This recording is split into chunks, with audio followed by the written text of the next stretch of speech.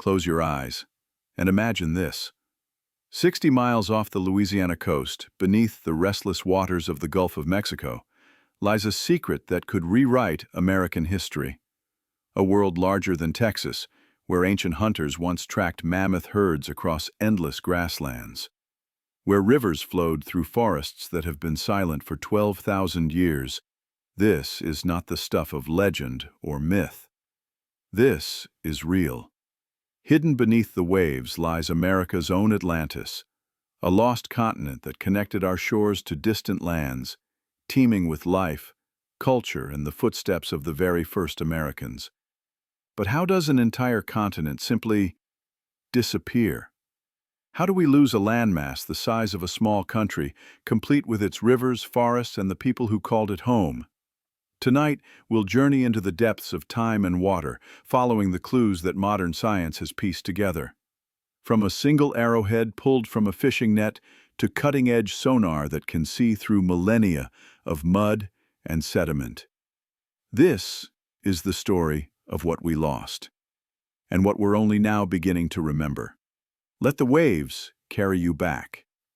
The morning of March 15, 2019, began like any other for Captain Miguel Rodriguez and his crew aboard the Gulf Ranger.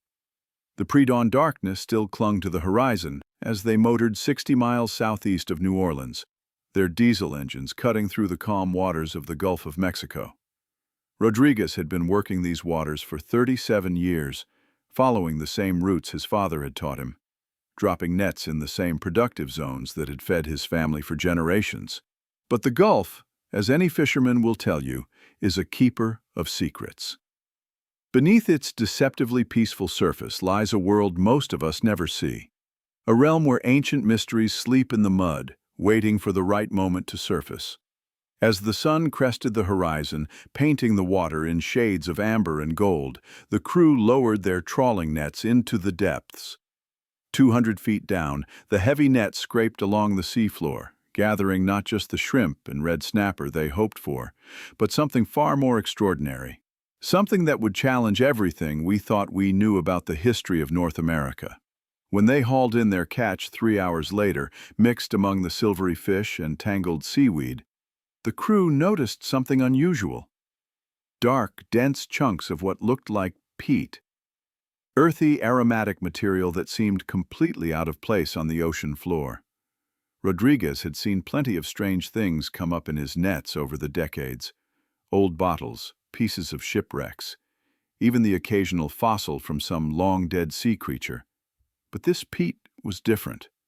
It smelled of earth and ancient forests, not the briny decay of ocean sediment. More puzzling still, embedded within one of these dark chunks, was something that made his weathered hands tremble as he pulled it free. It was a spear. Point.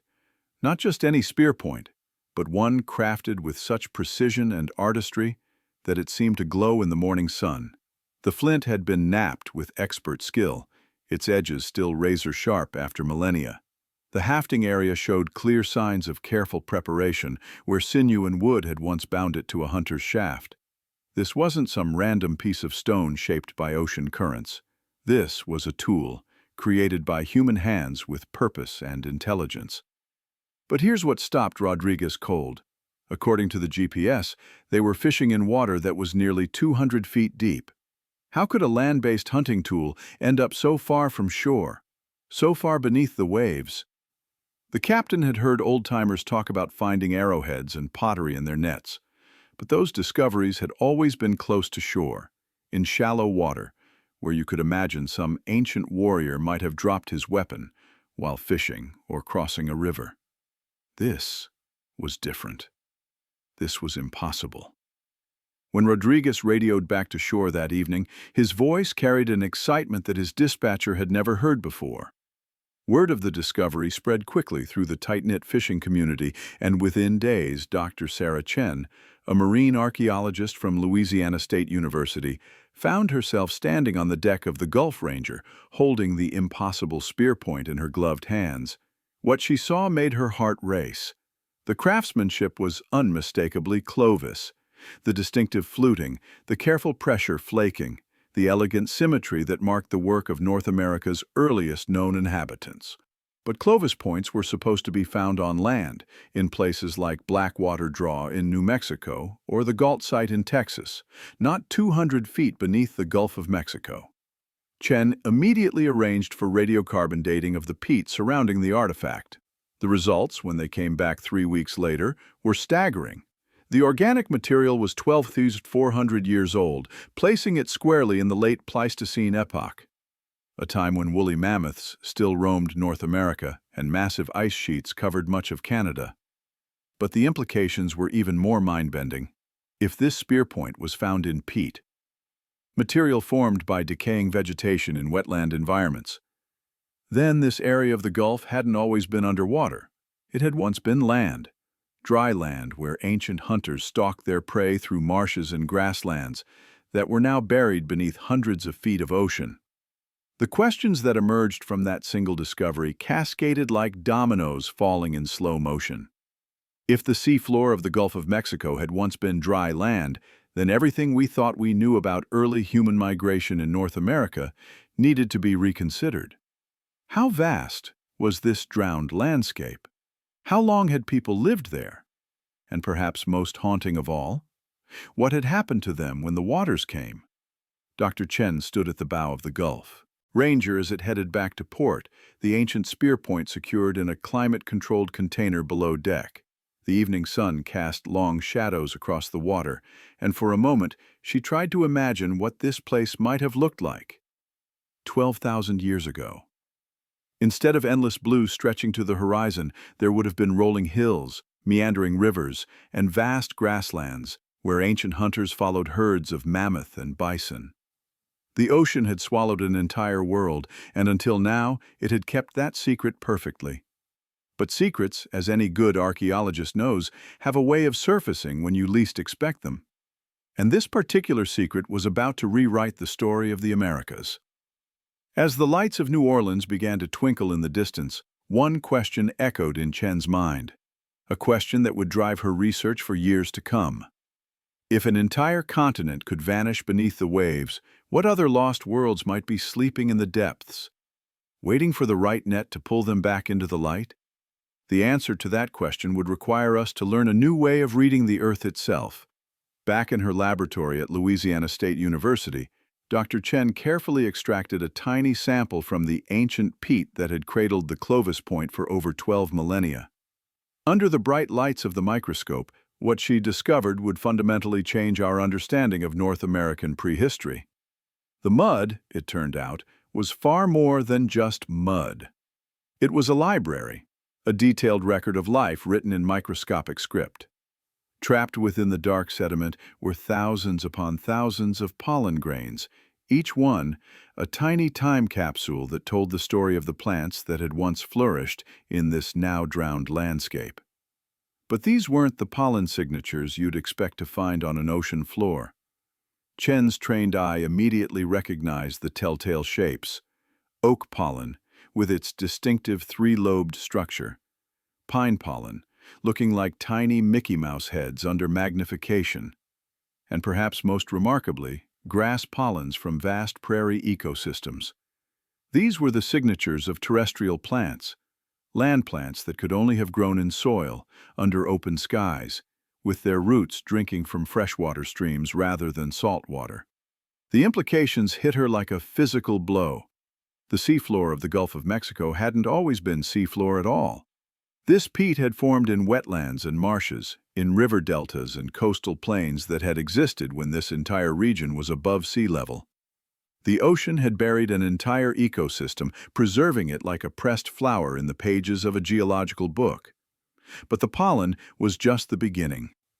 As Chen and her team processed more samples from the Gulf Rangers discovery site, they began to piece together a picture that seemed almost too extraordinary to believe. Mixed with the terrestrial plant material were freshwater diatoms, microscopic, algae that could only survive in rivers and lakes. There were spores from cypress trees, the kind that grow in vast swamps and river bottoms. Most telling of all, they found charcoal fragments, evidence of fires that had burned on dry land. The scientific community was buzzing with excitement, but they needed more evidence. Chen reached out to colleagues at the National Oceanic and Atmospheric Administration who had been conducting seafloor mapping surveys in the Gulf for decades. What they had been interpreting as natural geological formations suddenly took on an entirely different meaning when viewed through the lens of Chen's discovery. Dr. Marcus Thompson, a marine geologist with NOAA, pulled up sonar images that his team had collected over the past 15 years. The data revealed something that had been hiding in plain sight: a complex network of channels carved into the seafloor, running in branching patterns that looked remarkably familiar.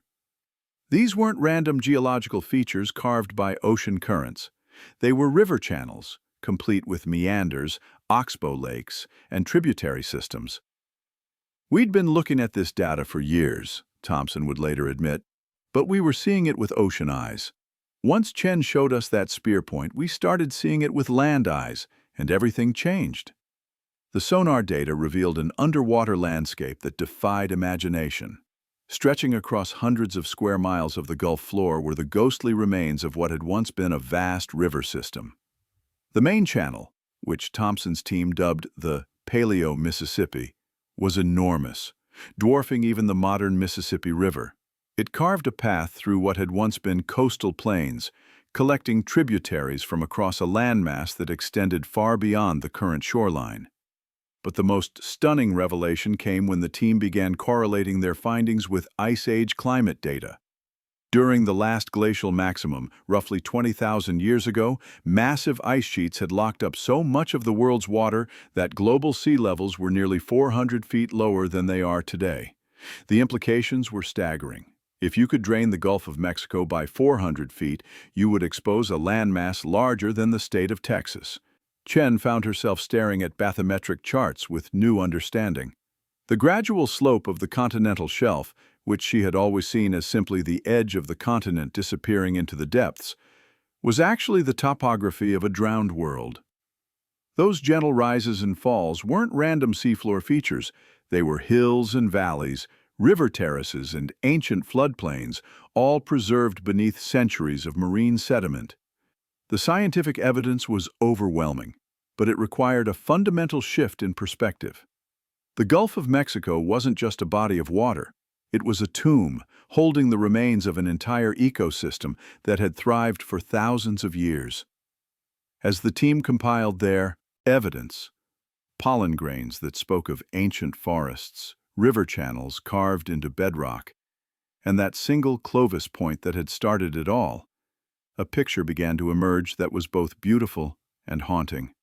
Beneath the Gulf of Mexico lay the remnants of what scientists now call Gulfland, a vast coastal plain that had once been the heart of Ice Age North America. This wasn't just any piece of land. During the height of the last Ice Age, when much of northern North America was buried under glaciers, Gulfland would have been a refuge, a warm, fertile oasis where life could flourish. The ancient river system would have created rich bottomlands and extensive wetlands, supporting vast herds of megafauna and the human hunters who followed them. Dr. Chen stood before her colleagues at the American Archaeological Association's annual conference, holding up a vial containing those microscopic pollen grains. "Ladies and gentlemen," she said, her voice steady, despite the magnitude of what she was about to announce, "we are not just looking at evidence of a drowned landscape. We are looking at evidence of a lost world. America's own Atlantis. A continent that existed for thousands of years before vanishing beneath the waves." The implications were staggering.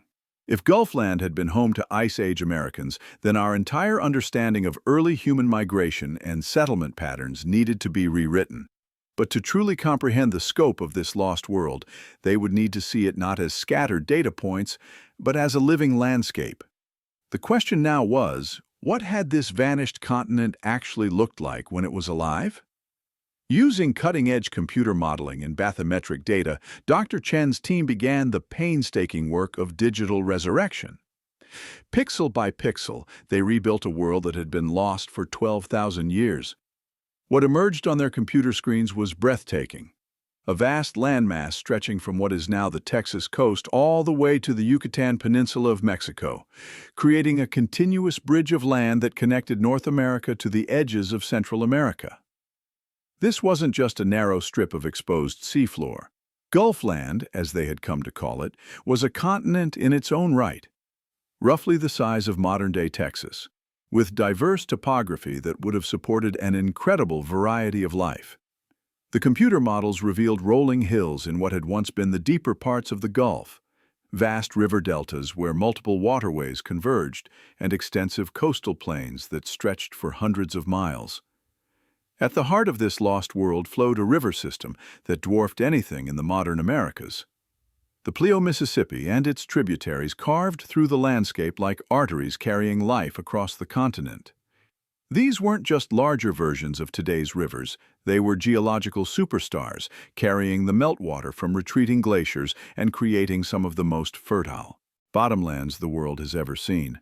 But what truly captured the imagination of the research team was what this landscape would have meant to the first Americans, the Ice Age hunters we know as the Clovis people. Imagine standing on the shores of this ancient continent 15,000 years ago. To the north, you would see endless grasslands stretching to the horizon, mammoth steppes where herds of woolly mammoths, giant ground sloths, and American camels grazed beneath skies that had never known the contrails of aircraft.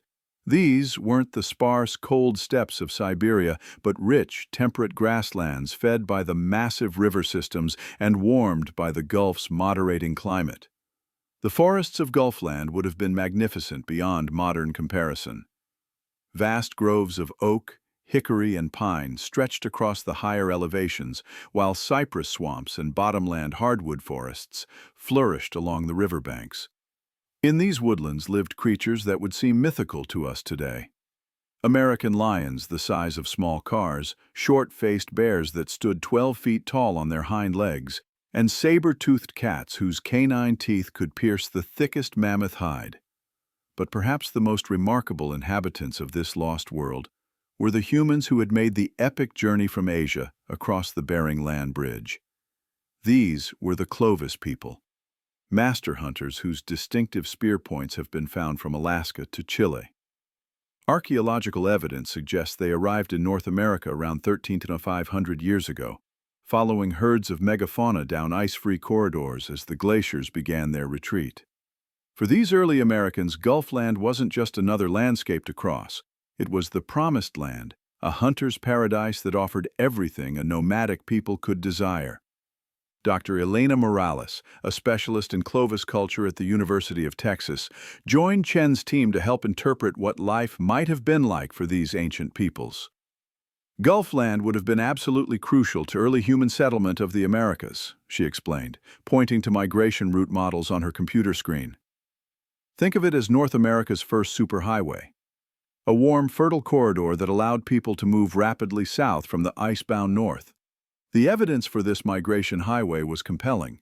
Clovis points found across the American Southwest showed remarkable similarity to those discovered in Alaska, suggesting rapid movement of people and ideas across vast distances. But there had always been a missing piece in the archaeological record, a gap in the chain of sites that connected the northern populations to those in Mexico and Central America. Gulfland filled that gap perfectly. The computer model showed that a hunter following mammoth herds could have walked from modern-day Houston to the Yucatan Peninsula without ever getting his feet wet. The journey would have taken him through some of the richest hunting grounds in the Pleistocene world, river valleys teeming with megafauna, grasslands that supported vast herds, and forests filled with smaller game and edible plants. More than just a migration route, Gulfland would have been a cultural melting pot where different groups of early Americans met, traded, and shared technologies. The abundance of resources would have supported larger populations than the harsh northern territories, creating the first major population centers in the New World. The archaeological implications were staggering. If Gulfland had indeed served as a major population center for early Americans, then thousands of Clovis sites, camps, kill sites, tool-making workshops, lay buried beneath the Gulf of Mexico. Each hurricane that stirred the seafloor, each oil drilling operation, Each fishing trawler, like the Gulf Ranger, had the potential to bring up fragments of America's oldest civilizations. Dr. Morales painted a vivid picture of what daily life might have looked like on this lost continent. "Picture extended family groups moving seasonally across the landscape," she said, her eyes bright with excitement. In winter, they might follow mammoth herds through the oak forests of the interior highlands. Come spring, they'd move toward the coast to harvest shellfish and hunt the waterfowl that would have nested in massive numbers in the river deltas. These weren't primitive people struggling to survive in a harsh world. They were sophisticated hunter-gatherers who had mastered one of the most challenging environments on Earth. Their toolkit included not just the famous Clovis points, but bone needles for sewing warm clothing, atlatls that could launch spears with deadly accuracy, and fire-making technologies that allowed them to thrive in any climate. But Gulfland's role as America's first superhighway would not last forever. Far to the north, the massive ice sheets that had shaped the continent for millennia were beginning to change, and with that change would come a transformation so profound that it would literally redraw the map of North America. The question was no longer what Gulfland had been, but how such a vast world could simply vanish. The breakthrough that would transform Gulfland from theory to scientific reality came from an unexpected source: the oil and gas industry. For decades, petroleum companies had been conducting the most extensive geological surveys in human history. Using sophisticated technology to peer deep beneath the Gulf seafloor in search of hydrocarbon deposits. What they had inadvertently created was the most detailed map of a lost world that science had ever possessed. Dr. James Patterson, a petroleum geologist with 30 years of experience in the Gulf, became an unlikely hero in this archaeological detective story. His company, Gulf Coast Energy, had accumulated terabytes of seismic data. Sound waves bounced off underground rock formations to reveal the structure of sedimentary layers. But when Dr. Chen approached him with her theory about Gulfland, Patterson began to see his data through entirely new eyes. "We'd been looking at these formations for years, focusing on what was beneath the Pleistocene layers," Patterson explained, pulling up a three-dimensional seismic image on his computer screen. "But once Chen showed us what to look for, we realized we'd been sitting on the most detailed archaeological survey ever conducted. We just hadn't known we were looking at archaeology." The seismic data revealed structures that petroleum geologists had long noted but never fully understood. Buried beneath millions of tons of marine sediment were channels, terraces, and what appeared to be ancient shorelines. All the geological fingerprints of a complex terrestrial landscape that had existed when the Gulf was dry land. But the real revolution came with the deployment of multi-beam sonar technology. Unlike the broad-brush approach of traditional sonar, multi-beam systems fire hundreds of sound pulses simultaneously, creating incredibly detailed three-dimensional maps of the seafloor. When marine archaeologist Dr. Robert Kim from Texas A&M University began reprocessing decades of multi-beam data from the Gulf, the results were nothing short of spectacular. The technology revealed Gulfland in stunning detail, not as the flat, featureless plain that many had imagined, but as a complex landscape of hills, valleys, and river systems that would have rivaled any modern wilderness area. The data showed ancient creek beds meandering through what had once been coastal plains, oxbow lakes where rivers had changed course over millennia, and even what appeared to be natural levees, the raised banks that form along major rivers over thousands of years of flooding. Dr. Kim's team identified over 40 distinct river channels, some of them massive waterways that would have dwarfed the modern Mississippi. The main channel, which they dubbed the Paleo Trinity, after its presumed connection to Texas's Trinity River, was nearly 2 miles wide in some places, suggesting a flow volume that would have made it one of the great rivers of the world. Perhaps most remarkably, the sonar data revealed evidence of what appeared to be ancient deltas, where these rivers had emptied into even older bodies of water. The Mississippi Delta, one of the largest river deltas in the world today, was nothing compared to the massive sedimentary fan that the Paleo Trinity had built over thousands of years. The true treasure trove of information, however, came from sediment cores. narrow cylinders of seafloor material extracted by drilling rigs that could read the Gulf's history like pages in a book. Each core sample contained layer upon layer of sediment, with the oldest materials at the bottom and the most recent at the top. Dr. Lisa Zhang, a paleoclimatologist at Rice University, specialized in reading these geological diaries. Every layer tells a story, Zhang explained, carefully splitting open a core sample that represented 15,000 years of Gulf history. The dark layers rich in organic matter, those formed when this was dry land, when plants and animals lived and died here. The lighter, sandy layers, those mark the periods when the sea was advancing, depositing marine sediments. The cores revealed a timeline that was both fascinating and tragic. The bottom layers, dating back 15,000 years, were rich with the remains of terrestrial life. Wood fragments from ancient forests, seeds from grassland plants, and the microscopic shells of freshwater organisms. Moving up through the layers, Zhang could track the gradual transition as salt water began to intrude into what had once been freshwater environments. But perhaps the most startling discovery came when the team began to map out the full extent of Gulfland using all their accumulated data. The lost continent was enormous, covering an area roughly equivalent to the state of Texas, making it larger than many modern countries. This wasn't just a small piece of exposed continental shelf. It was a major landmass that had served as the ecological and cultural heart of Ice Age North America. The implications of this discovery were staggering. Gulfland hadn't been some peripheral backwater of the ancient world. It had been prime real estate, a continental heartland that would have supported vast populations of both animals and humans. The river systems alone would have created thousands of square miles of fertile bottomland, the kind of rich alluvial soil that supports dense populations even today. Dr. Chen stood before a wall-sized projection of the reconstructed Gulfland, her hand tracing the path of the ancient Paleo-Trinity as it wound its way across a landscape that no living person had ever seen. "We're not just looking at a drowned piece of land," she said, her voice filled with wonder. "We're looking at what may have been the most important landscape in early American history, a continental crossroads where the first Americans established their most successful settlements." The technology that had revealed this lost world was the same technology that was now extracting oil and gas from beneath it. In a strange twist of irony, the very industry that was helping to change our modern climate had inadvertently provided the tools to understand how climate change had shaped the ancient world. Every seismic survey, every core sample, every sonar scan was both a search for energy resources and an archaeological expedition into America's deepest past. But maps and data could only tell part of the story.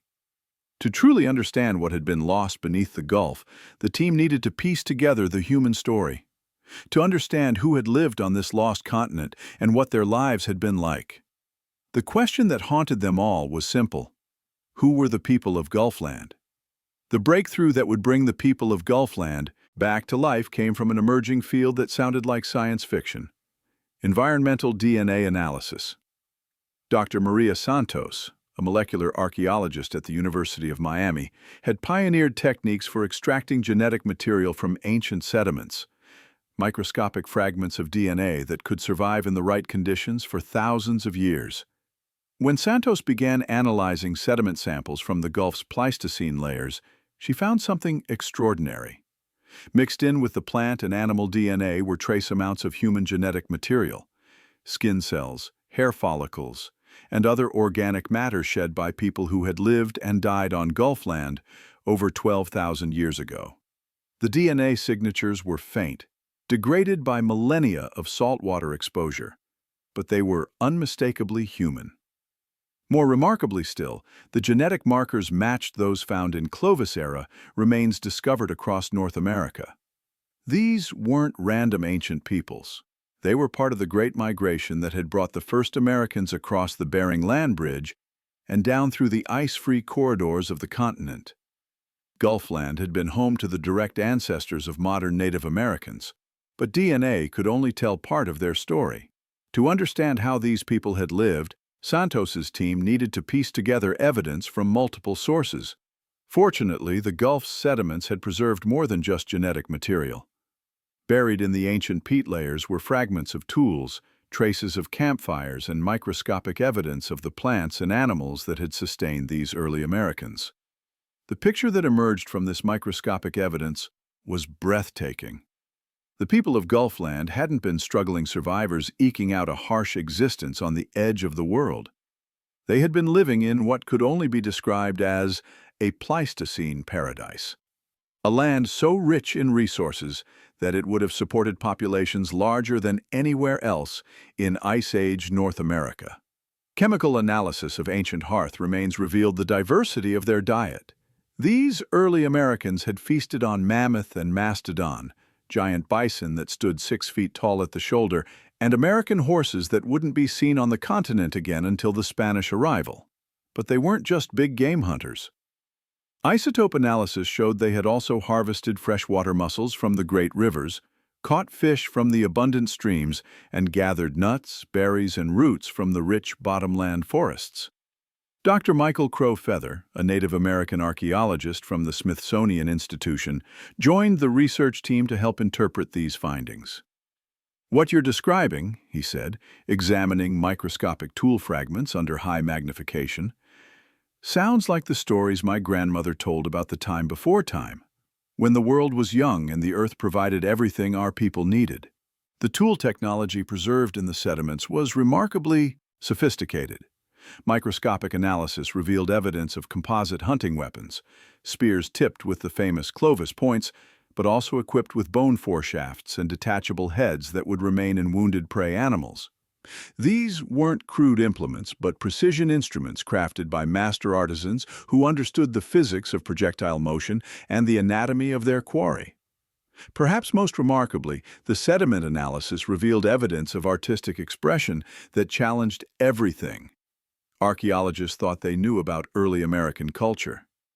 Microscopic fragments of ochre, red iron oxide that had been processed and refined, suggested that the people of Gulfland had been creating art, possibly decorating their tools, their bodies, or the walls of rock shelters that now lay buried beneath the waves. Dr. Crow Feather was particularly excited by this discovery. "Ochre isn't just pigment," he explained.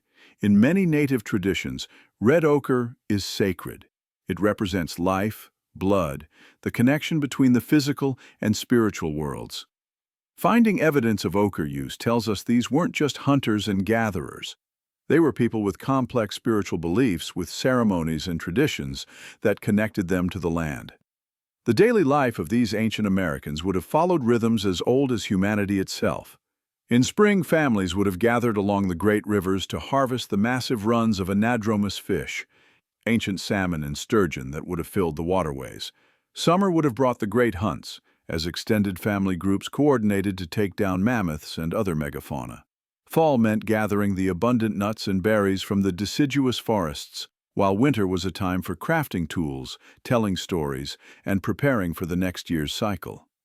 But even as these people lived their lives in harmony with the rhythms of Gulfland, forces beyond their comprehension were already in motion. Forces that would ultimately doom their world to disappear beneath the waves. The final generations of Gulfland's inhabitants lived through what may have been the most dramatic climate transformation in human history. As the great ice sheets to the north began their final retreat, the world was changing with a speed that would have been noticeable within a single human lifetime. Winters grew shorter and milder. The great herds of cold-adapted megafauna began their long migration northward, following the retreating edge of the Ice Age world they had known for millennia. Archaeological evidence suggests that the people of Gulfland adapted to these changes with remarkable resilience. As mammoth and mastodon became scarce, they shifted their hunting focus to smaller game, deer, elk, and the abundant waterfowl that thrived in the warming wetlands. They developed new fishing techniques to exploit the changing river systems, and their toolkits became more diverse and specialized. But there was one change they could not adapt to: the rising sea. Far to the north, massive ice dams that had held back glacial lakes for thousands of years were beginning to fail. When they broke, they would send catastrophic floods of meltwater into the ocean, raising sea levels around the world. The people of Gulfland, living their daily lives along the rivers and coasts of their ancient homeland, had no way of knowing that their entire world was about to be swallowed by the sea. Dr. Santos closed her laptop, the DNA analysis complete. The genetic evidence was clear. The last people to walk on Gulfland had vanished from the archaeological record around 11,500 years ago, just as global sea levels began their most dramatic rise. But how exactly does an entire continent disappear? The answer lay in forces so vast they would reshape the face of the Earth itself. To understand how Gulfland vanished, we must first understand the cosmic forces that had created it. For over 2 million years, the Earth had been locked in a rhythmic dance between ice and warmth, driven by subtle changes in our planet's orbit around the Sun. These Milankovitch cycles, named after the Serbian mathematician who first described them, operate on timescales that dwarf human civilization, shifts in the Earth's tilt and orbital eccentricity that unfold over tens of thousands of years. During the peak of the last ice age, around 20,000 years ago, these orbital mechanics had conspired to create the perfect conditions for massive ice sheets. The Laurentide ice sheet alone covered most of Canada and the northern United States, reaching thicknesses of over 2 miles in some places.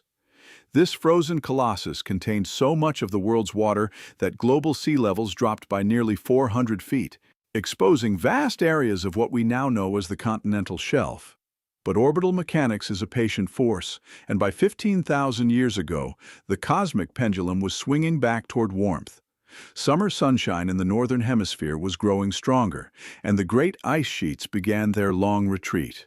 At first, the melting was gradual, a few feet of thickness lost each year, barely noticeable to the mammoths and humans who lived in the shadow of these frozen giants. The water from this melting ice had to go somewhere, and that somewhere was the ocean. As billions of tons of fresh water poured into the sea each year, global water levels began their inexorable rise. For the people of Gulfland, the change would have been almost imperceptible at first. Perhaps an elder might notice that the shoreline seemed a little closer to the winter camp than it had been in his youth. Maybe a favorite fishing spot gradually became too deep to wade. The transformation was happening on a timescale that made it nearly invisible to human perception. Just a few inches of sea level rise per decade, spread across centuries. But the forces driving this change were anything but gentle.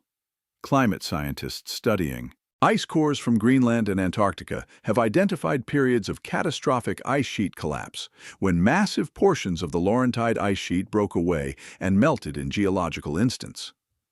These meltwater pulses could raise global sea levels by dozens of feet in just a few centuries. A rate of change that would have been devastating to coastal populations anywhere in the world. Dr. Amanda Rodriguez, a paleoclimatologist at the University of Colorado, has spent her career studying these ancient climate catastrophes. What we're seeing in the geological record around 14,000 years ago is extraordinary, she explained, pointing to ice core data that showed dramatic spikes in atmospheric greenhouse gases. The Earth's climate system was undergoing a fundamental reorganization. Ocean currents that had been stable for millennia suddenly shifted. Weather patterns that had persisted for thousands of years changed almost overnight. The impact on Gulfland would have been profound. As sea levels rose, the vast river deltas that had supported such rich ecosystems began to flood. Salt water intruded into freshwater marshes, killing the vegetation that supported countless species of wildlife. The people of Gulfland found themselves caught in a slow-motion catastrophe that unfolded over dozens of human generations. Archaeological evidence from similar coastal sites around the world suggests that early Americans were remarkably adaptable, constantly adjusting their settlement patterns and subsistence strategies as their environment changed around them. As the lower elevations of Gulfland became permanently flooded, communities moved inland to higher ground, establishing new camps and villages on what had once been interior uplands. But this wasn't simply a matter of picking up and moving. The flooding of Gulfland's vast river deltas eliminated some of the richest hunting and gathering grounds in North America. The massive seasonal fish runs that had sustained large populations for thousands of years dwindled as saltwater disrupted spawning habitats. The herds of megafauna that had followed predictable migration routes across the continent found their ancient pathways blocked by rising seas. Dr. Crow Feather reflected on what this period must have meant for the people who lived through it. In our oral traditions, we have stories about the great changes, times when the world was remade and our ancestors had to learn new ways of living. These weren't just environmental changes. They were spiritual and cultural upheavals that forced people to fundamentally reconsider their relationship with the land. As Gulfland shrank from a continent to a large island, then to a series of smaller islands, the human population would have become increasingly concentrated on the remaining high ground. Communities that had once been separated by hundreds of miles of territory now found themselves neighbors, competing for dwindling resources. The final chapter of Gulfland's existence would have been heartbreaking to witness. Imagine being part of the last generation to remember when their homeland had been a vast continent. Elders would have told stories of hunting grounds that now lay beneath fathoms of salt water, of sacred sites where their ancestors had gathered for countless generations, now lost to the rising tide. Climate models suggest that the final submersion of Gulfland's highest points occurred around 11,000 to 500 years ago, during a period of particularly rapid sea level rise known as meltwater pulse 1b. In the span of just a few centuries, perhaps 3 or 4 human generations, the last remnants of this ancient world slipped beneath the waves forever. Archaeological evidence from other submerged sites around the world provides haunting glimpses of how people coped with such losses. Shell middens, ancient garbage dumps composed primarily of discarded oyster and clam shells, show a dramatic shift in diet during periods of coastal flooding. As traditional food sources disappeared, people turned increasingly to marine resources, developing new technologies for deepwater fishing and sea mammal hunting. But perhaps the most poignant evidence comes from the stories themselves. Indigenous oral traditions from around the Gulf Coast speak of a time when the land extended much farther into the sea, when islands existed where now there is only water. These aren't just myths. They may be cultural memories of Gulfland, passed down through nearly 500 generations of storytellers. Yet even as Gulfland disappeared beneath the waves, the forces that had drowned it were not finished. The final act of this geological drama would be written not in centuries, but in minutes. Around 14,200 years ago, something catastrophic happened to the Earth's climate system. Deep in the ice cores of Greenland, scientists have found evidence of what they call meltwater pulse 1a, a period of such rapid ice sheet collapse that global sea levels rose by nearly 70 feet in just 5 centuries. To put that in perspective, this was a rate of sea level rise 20 times faster than anything we're experiencing today, fast enough that a person could literally watch their coastline disappear over the course of a single lifetime. The trigger for this catastrophe lay thousands of miles north of Gulfland, where the massive Laurentide ice sheet had reached a critical tipping point. As warming temperatures weakened the ice from above and meltwater lubricated its base from below, enormous sections of the glacier began to slide into the ocean with the force of geological avalanches. Each collapse sent shockwaves through the global climate system, dumping billions of tons of fresh water into the North Atlantic and disrupting ocean currents that had remained stable for millennia. For the remaining inhabitants of Gulfland, this would have marked the beginning of the end. The archaeological record from this period shows a dramatic shift in human settlement patterns across the Gulf Coast region. Sites that had been continuously occupied for thousands of years were suddenly abandoned as rising seas made them uninhabitable. The great shell middens that had accumulated over generations of coastal living were submerged beneath salt water, their archaeological stories lost forever. But Meltwater Pulse 1a was only the beginning. As the climate system spiraled into chaos, the very foundations of Gulfland began to shift beneath the feet of its inhabitants. The massive weight of the Laurentide ice sheet had been pressing down on the North American continent for thousands of years, causing the land to sink under its enormous burden. As the ice melted and this weight was removed, the continent began to rebound, but not uniformly. The geological process, known as post-glacial rebound, caused some areas to rise while others sank even further. Unfortunately for Gulfland, the Gulf Coast region was on the wrong side of this equation. As the northern parts of the continent rose in response to the melting ice, the southern coastal areas tilted downward like a massive geological seesaw. This subsidence, combined with the rapidly rising seas, created a double catastrophe that doomed the remaining landmass. Dr. Patricia Williams, a geological oceanographer at Woods Hole, has studied the sediment cores that record this period of rapid change. What we see in the geological record around 11,500 years ago is extraordinary, she explained. Layer after layer of terrestrial sediments, peat, forest soils, freshwater deposits, suddenly capped by marine clay and sand. It's as if someone drew a line in time and said, "Everything above this point is ocean." The pace of change would have been terrifying for anyone who lived through it. Coastal settlements that had been safe for generations found themselves flooded during storm surges. Rivers that had flowed for thousands of years became saltwater estuaries almost overnight. The final act of Gulfland's destruction came not as a gradual rise, but as a sudden, violent convulsion of the Earth itself. Around 11,500 years ago, the continental shelf off what is now the eastern United States reached a critical point of instability. Millions of tons of sediment that had accumulated on the underwater slopes during the Ice Age suddenly gave way in a massive submarine landslide, triggered by the rapid changes in sea level and the geological stresses of post-glacial rebound. The Laurentian fan slide, as geologists now call it, was one of the largest underwater avalanches in Earth's recent history. When that enormous mass of sediment crashed into the deep ocean basin, it displaced a volume of water equivalent to several Lake Superiors, creating a tsunami that raced across the Atlantic at the speed of a jet aircraft.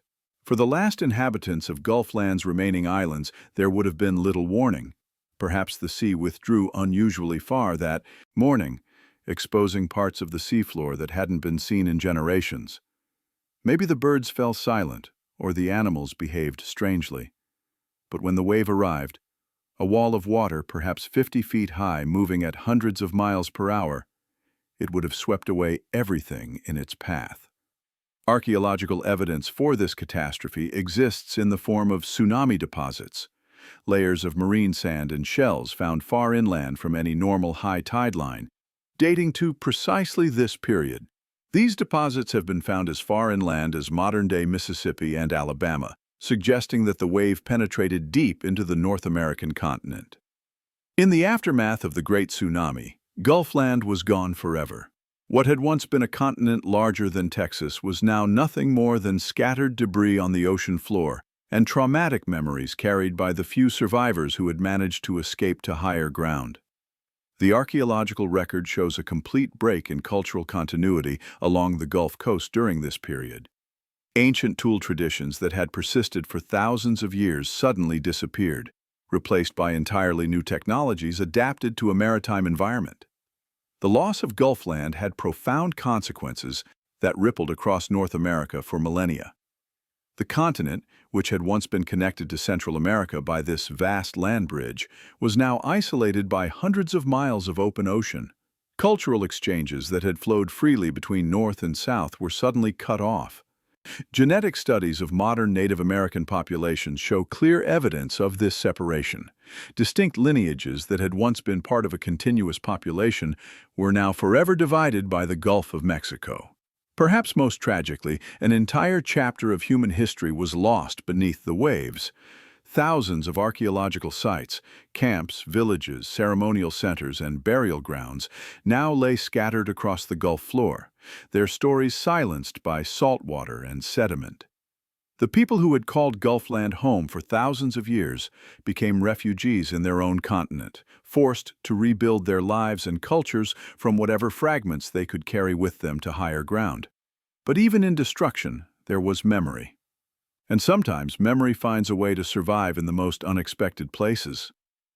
When Dr. Crow Feather first heard about the discovery of Gulfland, he experienced what he later described as a moment of profound recognition. "My grandmother used to tell stories," he said, his voice quiet with emotion. "Stories that had been passed down through so many generations that we'd started to think of them as myths. But listening to Dr. Chen describe this drowned continent, I realized we weren't listening to science discovering something new. We were listening to science finally catching up with what our people had always known. Across the indigenous cultures of the Americas, flood stories are so common that anthropologists have long struggled to explain their prevalence. The Maya speak of the first continent that existed before the current world, a vast landmass that was swallowed by the sea when the gods decided to remake creation. The creation myth tells of how the hero twins had to journey to this underwater realm to retrieve the bones of their ancestors before the new world could be born. Cherokee oral tradition preserves remarkably similar themes. Their stories speak of the great water that once covered much of the earth, forcing their ancestors to seek refuge on the highest mountains. Elder storytellers describe a time when the land extended much farther into what is now the sea, when their people could walk to distant shores that now lie beneath the waves. These weren't abstract creation myths, but detailed geographical accounts that included descriptions of rivers, forests, and hunting grounds that had been lost to the flood. What made these stories particularly compelling was their specificity. Unlike the vague flood narratives found in many world mythologies, Native American accounts often included precise geographical details that seemed to match the reconstructed topography of Gulfland. Choctaw traditions describe vast hunting grounds that extended a many days' walk into the Great Water, with rivers so large that canoes could travel on them for weeks without reaching their source. Creek oral histories speak of coastal plains where the buffalo were so numerous they darkened the earth like shadows of clouds. Dr. Julie Wilson, an anthropologist at the University of Oklahoma who specializes in indigenous oral traditions, has spent decades collecting and analyzing these flood narratives. What struck me immediately about the Gulfland discovery, she explained, was how closely the scientific reconstruction matched details that had been preserved in oral tradition for thousands of years. These weren't generic disaster stories, they were geographical memories disguised as mythology. The parallels extended beyond North America. When Plato wrote about Atlantis in ancient Greece, he described a continent beyond the Pillars of Hercules, beyond what we now call the Strait of Gibraltar, that had been swallowed by the sea in a single day and night. For centuries, scholars have debated whether Atlantis was pure fiction or based on some dim cultural memory of an actual catastrophe. The discovery of Gulfland suggested a third possibility, that flood myths might be universal, precisely because flooding had been a universal human experience during the end of the last ice age. The more researchers delved into global flood mythologies, the more they realized that the end of the last ice age had been a traumatic period for human civilizations worldwide. As sea levels rose by over 400 feet, coastal populations everywhere had been forced to abandon ancestral homelands and migrate to higher ground.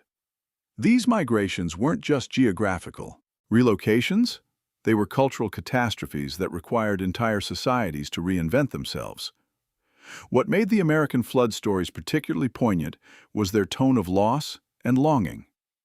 Unlike biblical flood narratives that emphasize divine judgment and redemption, indigenous American stories focused on what had been lost, the abundance of the old world, the sacred sites that now lay beneath the waves, the disruption of spiritual connections that had bound people to specific landscapes for thousands of years.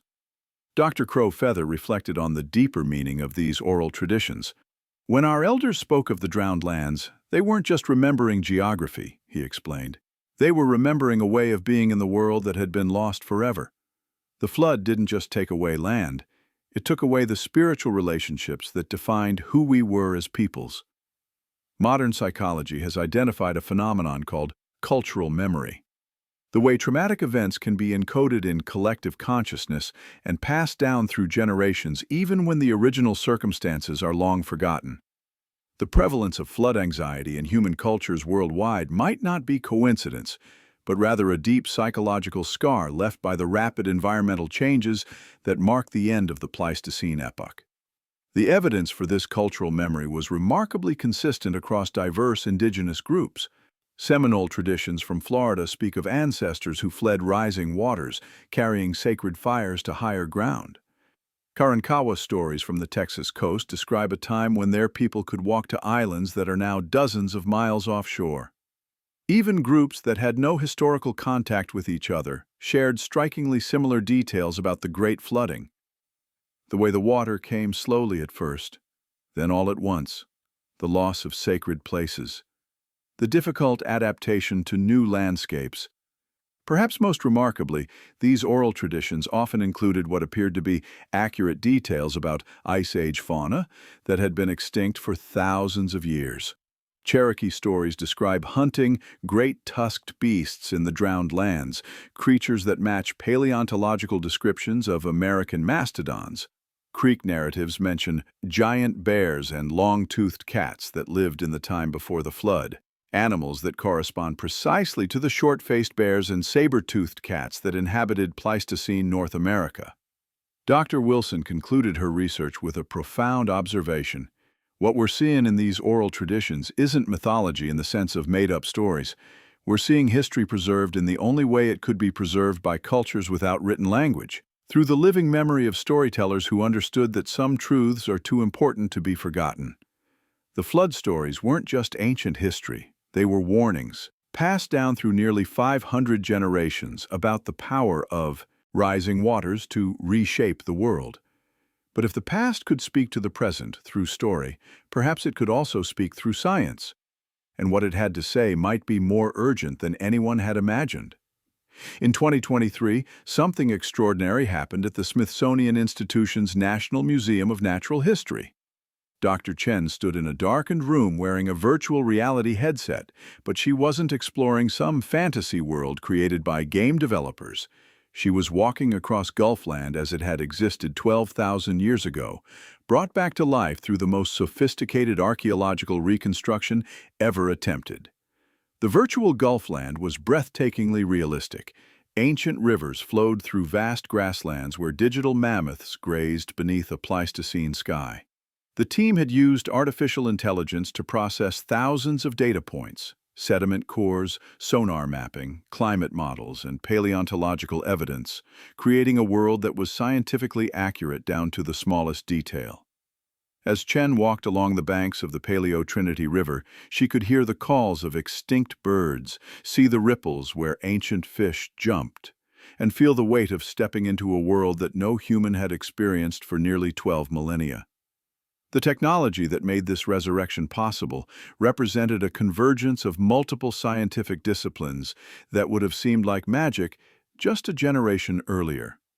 Environmental DNA analysis could now extract genetic material from sediments that were thousands of years old, revealing not just what species had lived in Gulfland, but where they had lived and in what abundance. Machine learning algorithms could process sonar data with unprecedented precision, identifying subtle variations in seafloor topography that revealed ancient stream beds, game trails, and even possible archaeological sites. But perhaps the most remarkable breakthrough came from an unexpected source: the oil and gas industry. As drilling technology advanced and companies pushed into deeper waters of the Gulf, their drill cores began bringing up samples from layers that predated the flooding of Gulfland. What they found was an archaeological gold mine hidden beneath millions of tons of marine sediment. Dr. Patricia Santos, now leading a joint research initiative between academic institutions and energy companies, described the discovery process with barely contained excitement. Every drilling operation in the Gulf has the potential to be an archaeological excavation, she explained. We're essentially coring through 12,000 years of history, and what we're finding is rewriting our understanding of early American civilization. The drill cores revealed layer after layer of preserved organic material. Wood fragments from ancient forests, charcoal from human campfires, bone fragments from both extinct megafauna and the humans who hunted them. Most remarkably, the anaerobic conditions beneath the Gulf had preserved organic materials with unprecedented fidelity. Wooden artifacts that would have rotted away millennia ago on dry land were still intact, their tool marks and carving patterns clearly visible under microscopic analysis.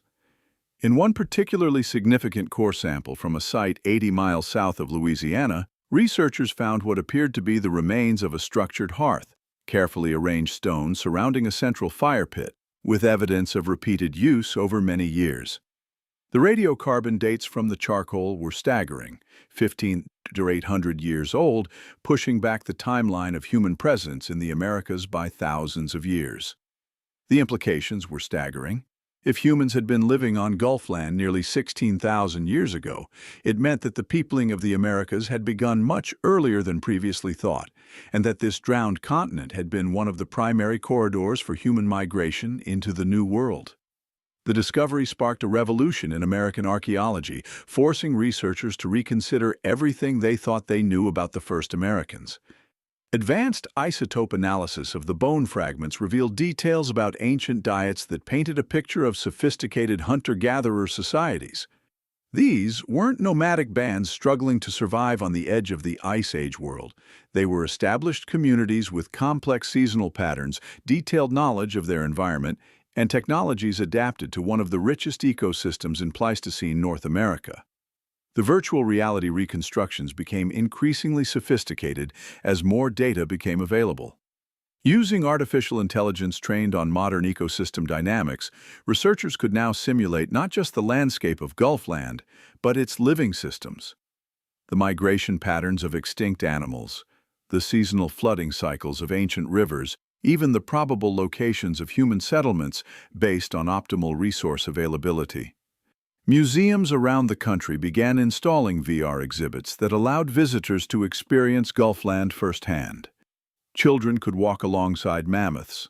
Adults could stand in ancient forests that had been underwater for 12 millennia.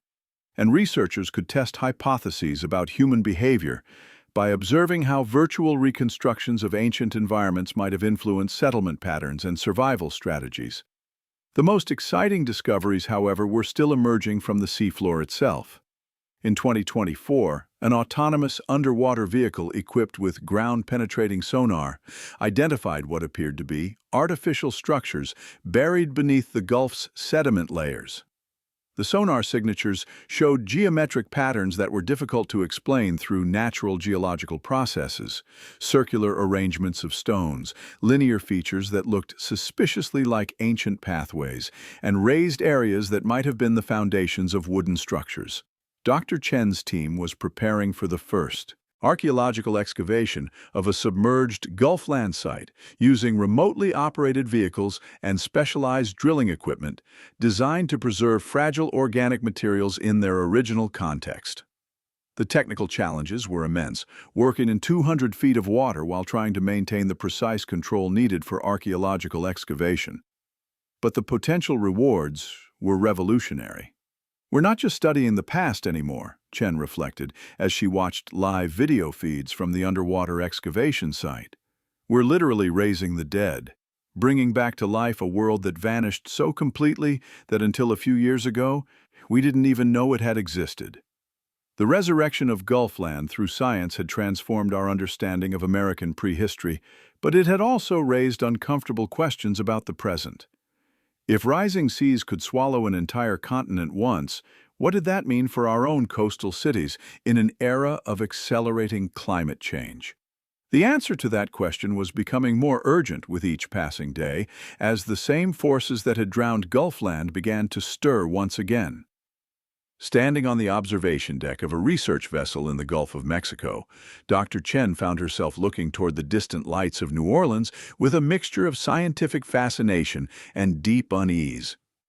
The city sprawled along the horizon, its millions of inhabitants going about their daily lives, unaware that beneath their feet lay the same geological processes that had once drowned an entire continent. The irony was inescapable. New Orleans, a city already below sea level, built on the sediments of ancient Gulfland, was now facing the same rising waters that had claimed its prehistoric predecessor.